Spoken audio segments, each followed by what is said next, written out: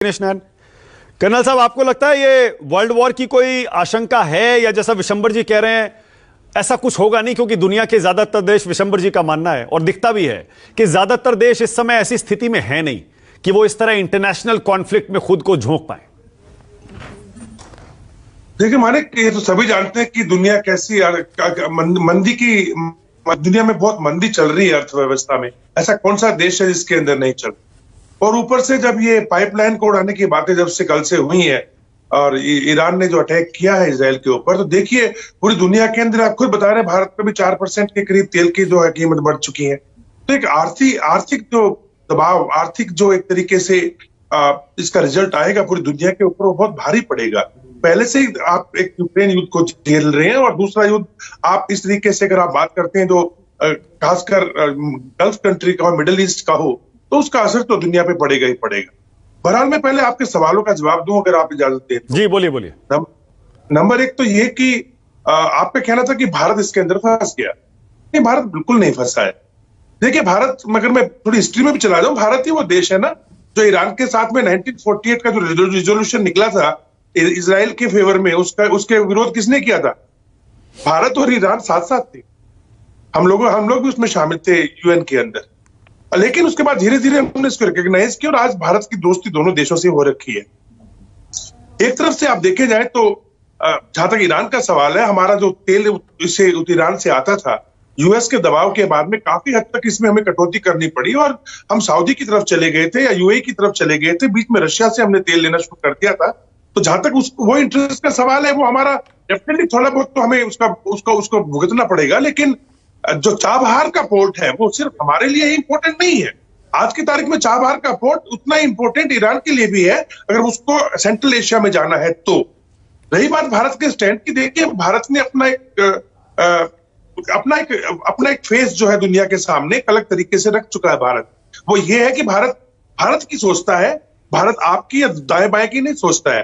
जो भारत के इंटरेस्ट में होगा भारत वो करेगा। और दूसरा, भारत का कहना यह है कि भाई जो भी मसला आपने करना है उसको शांतिपूर्वक कीजिएगा और हम उसका समर्थन करते हैं। आफ्टर ऑल आपने आके टेबल पे ही तो बैठना है। मैं ये नहीं कह रहा हूं कि भारत कमजोर है किसी भी एंगल से, लेकिन कूटनीति के हिसाब से जो कूटनीति के इतने विद्वान प्रवक्ता बैठे हुए हैं, I am sure they will appreciate that के कूटनीति के हिसाब से भारत का जो स्टैंड ये है, यही रहना चाहिए, क्योंकि हमारी दोस्ती दोनों तरफ है।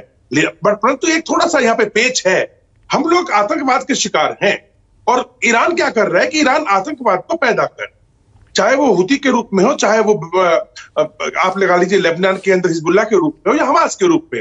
रही बात इजराइल की, जो हमारा दोस्त है, अब इजराइल का आप खता बता दीजिए क्या हुआ। 7 अक्टूबर के ऊपर उसके ऊपर अटैक होता है, 1200 लोग मारे जाते हैं, 7000 घायल होते हैं, और तब कोई नहीं बोलता कि देखो ह्यूमन राइट्स का क्या हुआ। लेकिन अगले ही दिन जब इजराइल अटैक करता है हमास के ऊपर, तो सबके सब इजराइल के ऊपर, यानी कि जो स्ट्रांग है, जो स्ट्रांग है उसके ऊपर, चाहे वो सही हो, उसके ऊपर इल्जाम लग रहा है। 8 तारीख को हिजबुल्लाह सॉलिडेरिटी दिखाने के लिए हमास के साथ अटैक करना शुरू करता है। 11 महीने तक झेलता है इजराइल इनको, 11 महीने हो जाते हैं, 60,000 लोग इनके नॉर्थ से इनको शिफ्ट करने पड़ जाते हैं। और अब जब ये बोलते हैं इनको कि भाई मत मारो, वो मानते नहीं है। ये लड़ाई 2 मिनट में बंद हो सकती है। हमास सरेंडर कर दे और हिजबुल्लाह जो है वो अटैक करना बंद कर दे, बात ही खत्म हो गई। कोई इस बारे में बोलता ही नहीं है कि भाई आप ये क्यों नहीं कर रहे हो।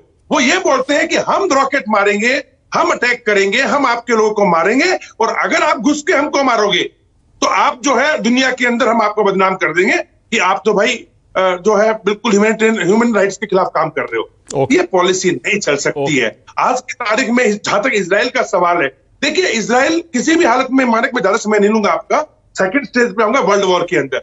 इजराइल जो आज की तारीख में काम कर रहा है उसको अच्छी तरह से पता है नेतन्याहू की प्लानिंग और जो कैलेंडर चल रहा है ना पीछे अमेरिका का, मैं इलेक्शन के हिसाब से बोल रहा हूं, वो बड़ा तगड़ा मैच हो रखा है।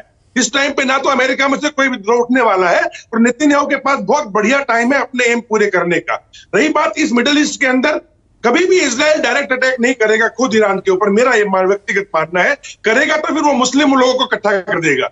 लिहाजा जब भी ईरान आगे आएगा, मजबूरी के अंदर अमेरिका को सामने आना ही पड़ेगा, चाहे वो चाहे ना चाहे। उसके 2 कारण है, एक तो यहूदी की जो लॉबी अमेरिका के अंदर वो इतनी स्ट्रांग है कि उसके आप नजरअंदाज नहीं कर सकते, और दूसरा है इतना विश्वास पात्र, इतना भरोसेमंद देश जो कि आज तक हमेशा अमेरिका के लिए खड़ा रहा है, वहां पे अमेरिका उसका साथ नहीं छोड़ सकता। रही बात रूस की और चीन की, देखो चीन तो बीच में डांस कर रहा है, चाहे आप यूक्रेन के पास ले लो, चाहे रशिया के पास ले लो, कभी ईरान के पास ले लो, कभी यूएई के पास ले लो, कभी दुबई के पास ले लो। लेकिन जहां तक रशिया का सवाल है, पुतिन की शायद रणनीति यहां काम कर रही है कि अगर जो हथियार आज यूक्रेन में जा रहे थे, अगर अब वो ईरान के ऊपर लग जाए, ईरान के ऊपर यूज हो जाए, तो वो यूक्रेन पे कुछ कर पाएगा। और ईरान को यह समझ में नहीं आ रहा कि आप उनको कामिकाज़ी ड्रोन दे रहे हो, आप उनको अपनी पता है मिसाइल्स भी दे रहे हो, लेकिन वो आदमी ये चाह रहा है कि जो यूक्रेन में जा रहा है वो आके आपके देश के ऊपर गिरे। लिहाजा वर्ल्ड वॉर का तो यहाँ पे कोई सवाल नहीं उठता, पर डेफिनेटली तो दुनिया के अंदर अर्थव्यवस्था को काफी प्रभावित होगा। ठीक है, अब देखिए यही बात है ना, अब दो फौजियों की राय मैंने आपको सुनवाई, एक विशंबर जी हैं और एक कर्नल दिनेश नैन है, दोनों की थोड़ी सी अलग अलग राय है। विशंबर जी को लगता है कि दोनों की गलती है, जबकि कर्नल दिनेश नैन का यह कहना है कि ज्यादा गलती हमास की और हिजबुल्लाह की क्यों ना मानी जाए, क्योंकि जंग की शुरुआत उन्होंने की, इजराइल झेलता रहा, अब बेचारा कब तक झेलेगा, कभी तो रिस्पॉन्ड करेगा, उसका हक है रिटेलिएट करने का।